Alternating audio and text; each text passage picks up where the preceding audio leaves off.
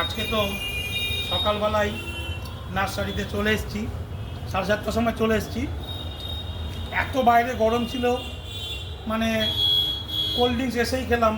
Cold drinks তো খাওয়া ভালো না, তাও খেলাম একটু ফ্রেশ হওয়ার জন্য। এইবার আমরা মোটামুটি 8টা বাজলেই বাড়ি চলে যাব। আমি বললাম না, একটু চা খেয়েই যাই।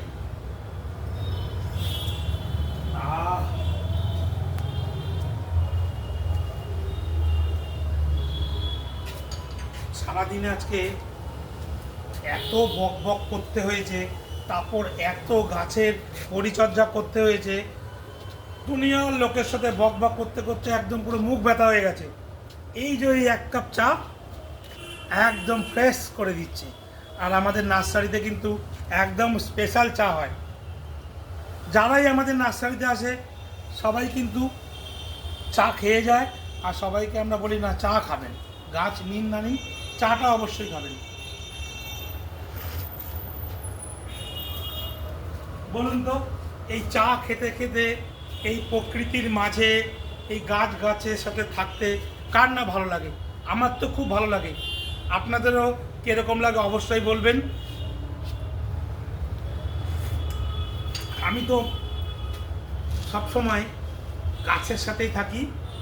আমি দেখেছি গাছের সাথে থাকলে পরে মাইন্ড অনেক ফ্রেশ থাকে, দারুণ থাকে। তার মধ্যে যদি এরকম হয়া গাছের সাথে থাকি তাহলে তো আর কোনো কথাই নেই। এত সুন্দর ফুল হয় আর প্রচুর পরিমাণে অক্সিজেন দেয়।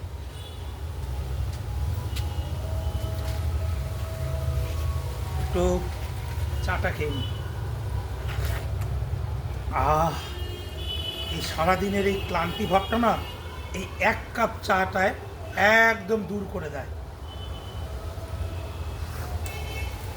1 কাপ চা